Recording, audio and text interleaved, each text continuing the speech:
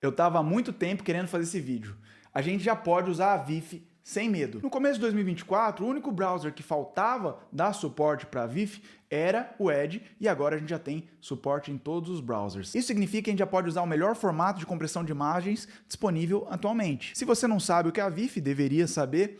O AVIF é o principal candidato a suceder o WebP, que é um formato melhor de compressão de imagens para web. A gente tem os formatos clássicos de imagem, que são JPEG, PNG, GIF, e todos esses têm problemas de compressão, porque eles são formatos relativamente grandes, principalmente quando a gente está falando de páginas web. E o AVIF é o mais poderoso deles quando a gente fala de compressão e custos-benefícios de compressão e qualidade de imagem. Eu vou mostrar daqui a pouco. O problema que a gente tinha até o começo desse ano, e que a gente não tem mais, é que o AVIF não era suportado em todos os browsers. Então, se não é suportado nos principais browsers, né, os 4, o Big Four, né, Chrome, Edge, Safari e Firefox, não dá para a gente utilizar nas nossas páginas web. E agora, em 2024, ele já é suportado, então a gente já pode utilizar ele nas nossas aplicações. E eu vou abrir aqui no caniuse.com para mostrar que no Brasil ele já é suportado por 97% dos usuários e no mundo 95%. Ou seja, são números muito bons e você já pode usar sem dó nenhuma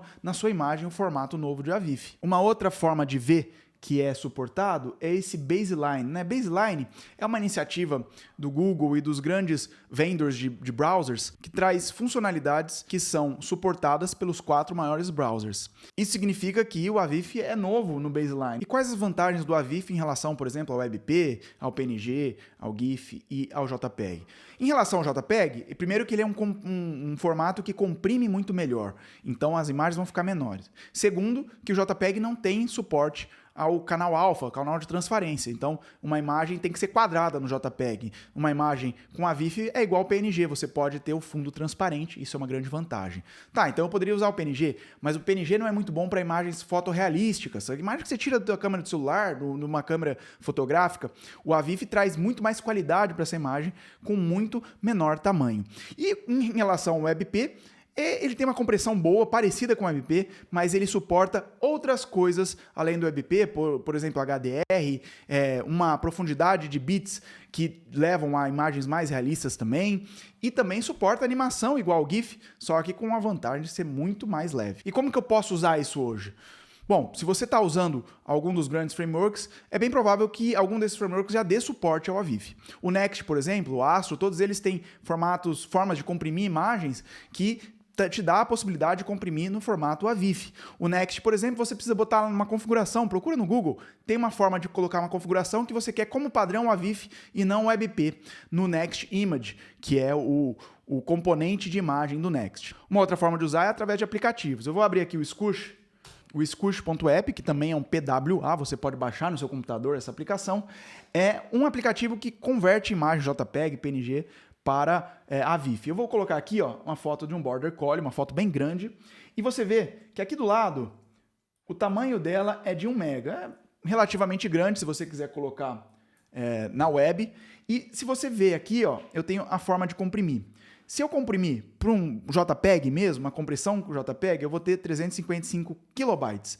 Mas se eu mudar aqui para AVIF, veja que o tamanho da minha imagem vai para 73 kilobytes. Então, para a mesma imagem grande, aqui eu acho que tem 4.000 pixels de largura, ela vem de 1 mega para 73 kilobytes, ou seja, você pode colocar numa página tranquilamente, 73 kilobytes é bem aceitável, e você vai ter uma imagem com uma qualidade muito grande, bem parecida com a imagem original. Estou passando aqui, esse lado é o AVIF, esse lado é o JPEG, provavelmente você não está vendo diferença nenhuma. Você pode usar o Squoosh, você pode usar também o ImageMagick. O ImageMagick é um CLI que transforma imagens. Então eu posso colocar aqui no meu desktop e vou escrever magic bordercollie.jpg bordercollie.avif e ele vai comprimir para mim para o formato AVIF rapidamente pelo meu terminal. Você pode usar o Sharp também, que é uma biblioteca que serve para o Node. Enfim, veja que a imagem tem 77 kilobytes para o mesmo tamanho e a imagem original tem 1.1 kilobytes.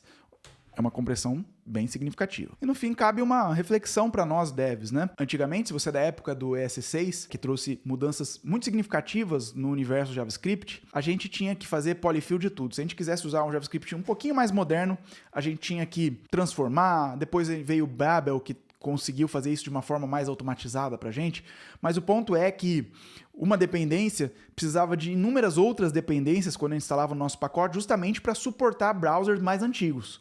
O que fazia com que nosso código fosse maior, a gente tivesse que usar mais storage nos nossos servidores e fosse mais lento a aplicação para os nossos usuários. Hoje em dia, com um programa que chama Interop, né? A gente tem o Interop 2023, agora o Interop 2024, que visa trazer essas novidades para os browsers de forma mais rápida, né? Que é uma iniciativa do Google, da Apple, do Mozilla Foundation, para trazer essas novidades mais rápidas para o nosso browser. A gente já não precisa mais tanto de polyfill, a gente não precisa mais se preocupar tanto com fazer códigos legados para suportar browsers legados, porque hoje em dia essas novidades elas chegam mais rápidas nos browsers.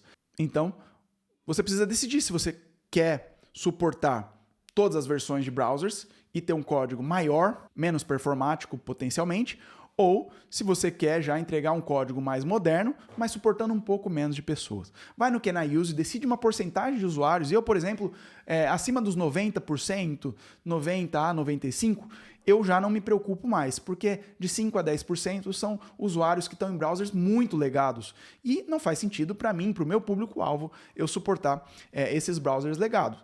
Agora, se você trabalha numa aplicação gigantesca, num banco, numa aplicação de hospital, aí é claro que você vai ter que ter mais cuidado para isso.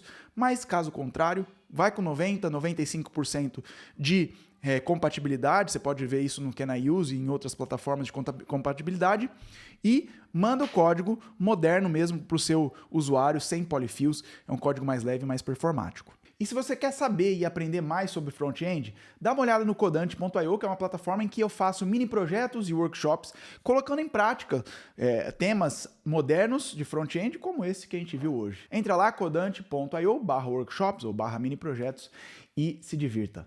Então, bora usar a VIF em todas as nossas aplicações a partir de agora, hein? Até mais!